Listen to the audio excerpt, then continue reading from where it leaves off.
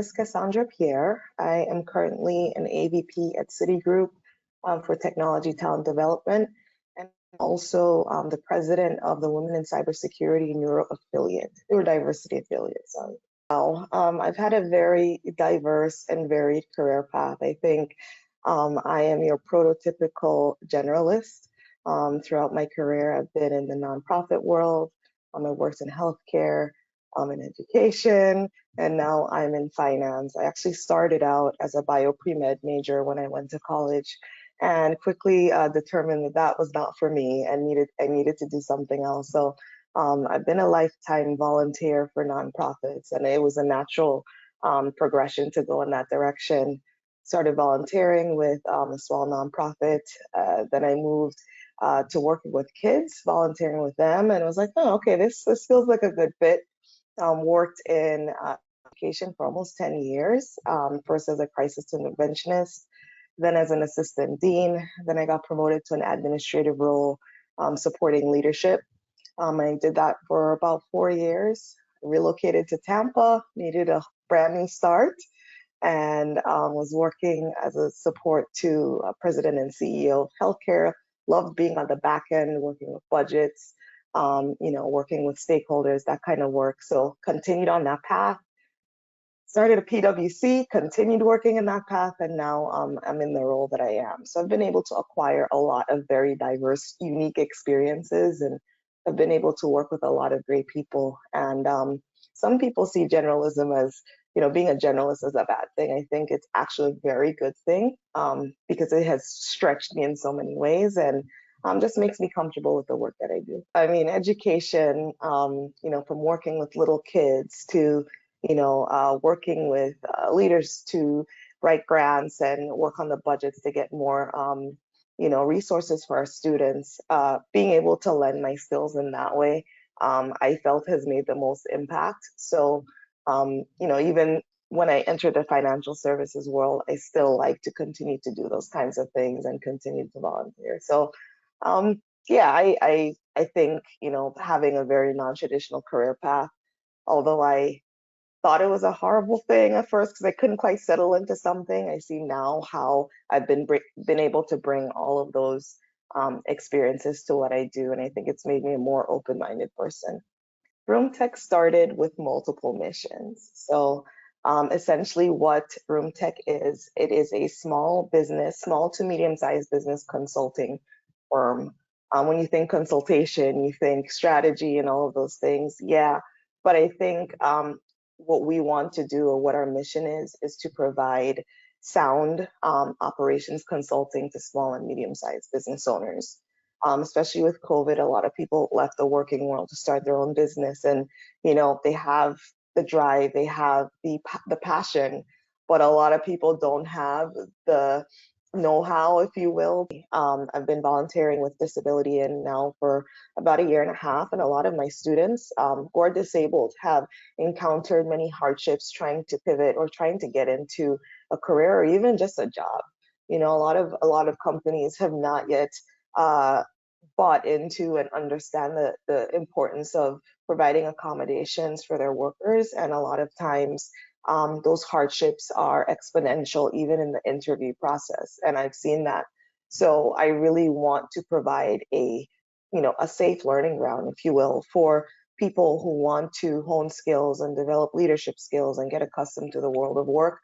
VroomTek will provide that learning space for them, to work with different professionals in different fields and, to hone their skills. Before I started with WESIS, I was actually volunteering with an organization called Blacks in Cybersecurity. They were the organization that provided me with the first toe dip into the cyber pool and kind of allowed me to basically try to discover what my interests were and where I wanted to fit in the industry. And I actually started a mental health group there for some of the members, and also was providing information on accessibility for like their conferences and their meetings, so on and so forth. Through that work, I met Nathan Chung, and I began working with him and volunteering in some of the events that he organized. He was an active advisor, if you will, for WESIS at the time, specifically in the neurodiversity space, and was creating programming for members of WESIS who were neurodivergent.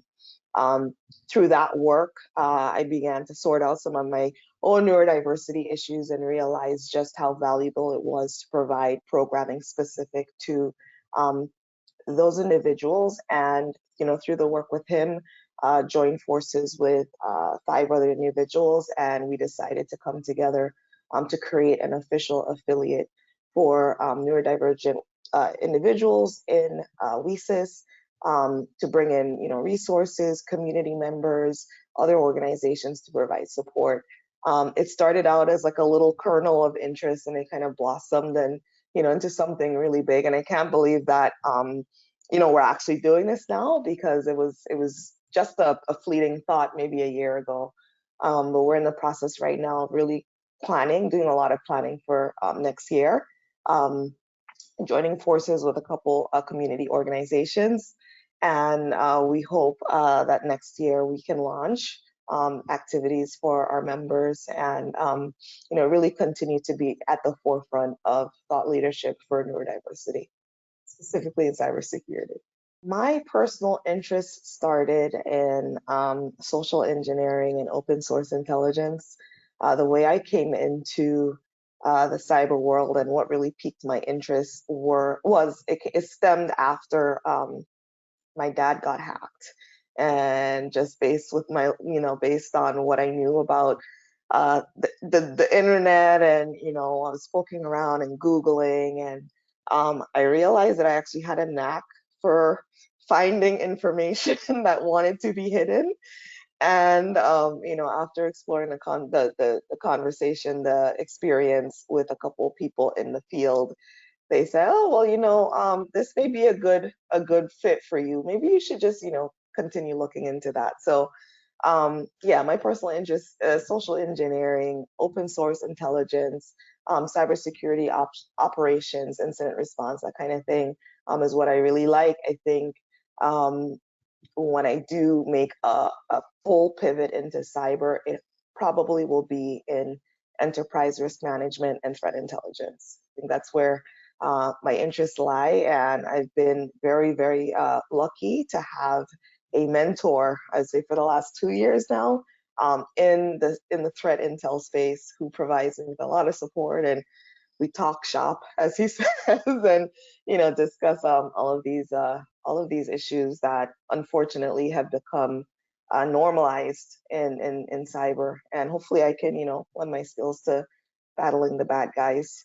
Unfortunately, as we all know, social engineering and just scams and fraud is rife, and these people target older people, and there's it seems like an entire industry for scams against our older folks and the elderly. And just I think that lit a fire and a passion to try to do something right, because our folks are not as tech savvy as we are, and they're clicking the links and downloading the attachments in good faith, right?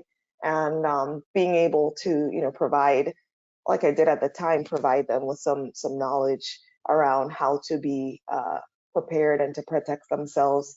That really spurred me on to actually make something out of it. And I think when you follow your passion, it'll lead you to the things that you're supposed to do. And I have not turned back. To this day, I'm still picking up the books and watching the webinars and listening to the podcast is something that I'm really passionate about, making a change specifically in that area. Going back to what I said about being a generalist, as you can see, I have a lot of experience in many different areas, but for some reason, right now in cybersecurity, non-traditional experience is not yet valued as much as, say a person who graduates with a degree in computer science but has no professional experience. They're usually going to be jumping to the head of the line, if you will, for a role before someone, say, with 5 to 10 years of experience, not in technology, but with professional experience. And I think, specifically here in the US, with there being so many openings in cybersecurity roles for professionals that are not filled, one, and then two, with cybersecurity essentially being a national security issue, we need to move past our very rigid views of who makes a really good cybersecurity professional and provide opportunities for people to upskill and train to walk into those roles. So I would really love to see the definition of a cyber analyst or engineer really change from the rigid definition that is out there, not only for people's educational background, but for what they look like, right? When I was starting out, there were not a lot of women or Black women. I just couldn't find them, right?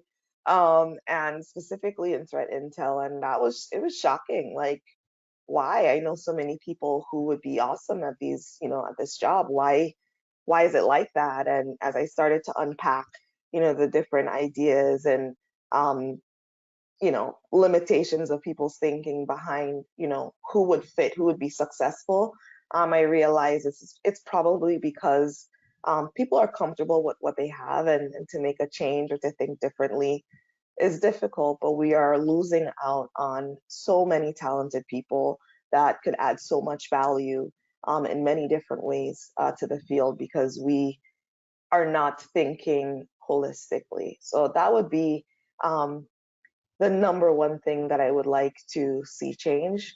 Another thing too that I think is important is cybersecurity education for children. When I was growing up, I don't want to age myself, but smartphones and videos and all of those things were not, they weren't developed yet. So, I kind of got away with, you know, got away with stuff when I was in college that kids nowadays from elementary are not able to because it's going to be on video and someone's going to put it on Snapchat or Facebook or Instagram, and that starts their data footprint. So to build cybersecurity awareness for children so they understand how that data is transmitted from their phone or their smartwatch or their computer, and they understand the implications of what it means to have information about yourself on the internet. I think we need to start even younger these days, really focusing on the smaller kids just so they understand.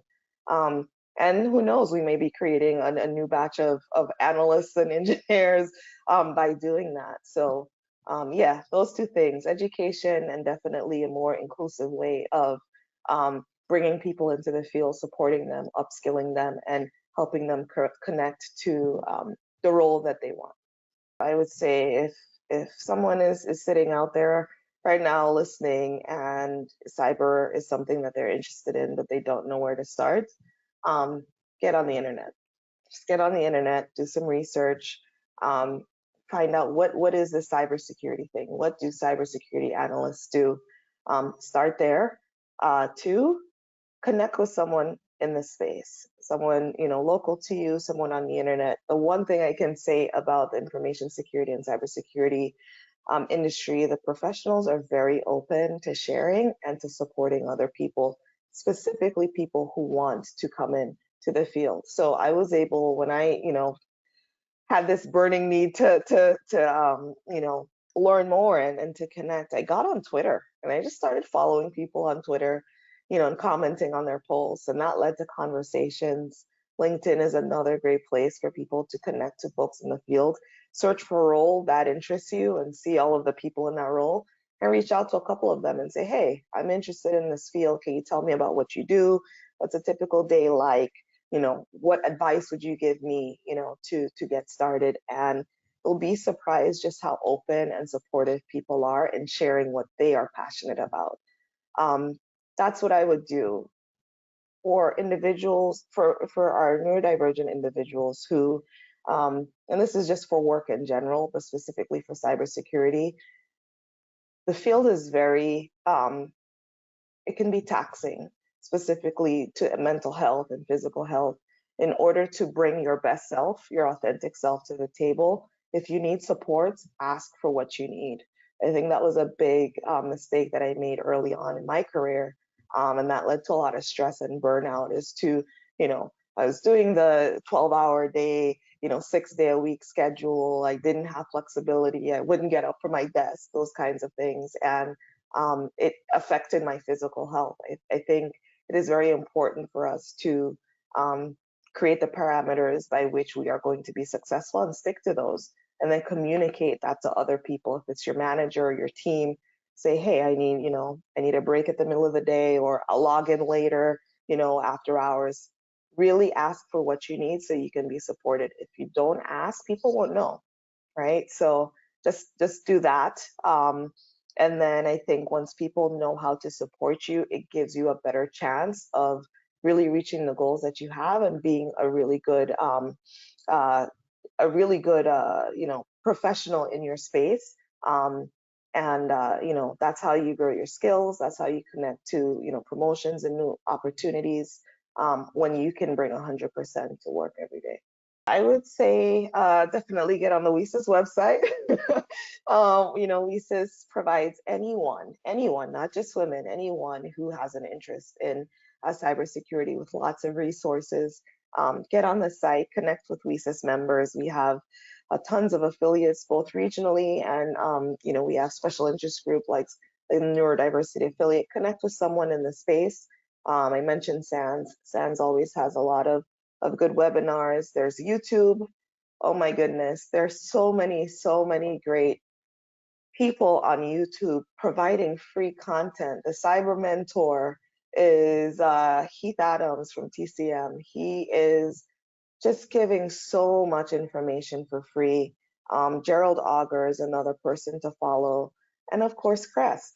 CREST has tons of information that I think people should log on. And we do have a presence here in the US as well. So, really leverage your free resources. There's no reason to go out and buy a stack of books like the ones by me.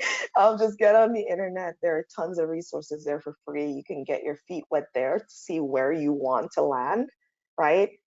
When you figure out what you want to do, then start investing the money, right, to upskill. Just to build your general knowledge of cybersecurity, you don't have to pay $1. Get on the internet, see what's out there for free, do your work. You're going to have to do some reading and studying because cyber is dynamic, it's ever changing. There's a new threat or vulnerability every day. So really set the pace, create a schedule for, upskilling and reading. Get on the internet, connect with people, and ask questions. Be curious, right? I think the big difference between me and I think other people who ask for mentorship is that I kept up with it. So my mentor, I would say the first time we met, I asked for 30 minutes on his calendar. We chatted. After that, he was like, well, do you want to meet again? So we met maybe 2 weeks later. And I was like, I had more questions for him. I always came with a book of questions. And then at the end of that meeting, he's like, well, do you want to have a regular check-in? And I was like, wow, this is, director, he doesn't have time to do these talks, but he did, and he made the time for me. Now it's almost 2 years later. So show your interest, do the homework. If they say to read the books, read the books. If they say follow up on a technology, do it, and then bring your questions and engage in informed conversation. And the things that I've learned in the last 2 years from my mentor, I could not get that from a degree. I couldn't get it from a webinar. It's just industry specific information, education, and then coaching and guidance, not only in cyber, but just for my career in general. And that is priceless. You can't buy that.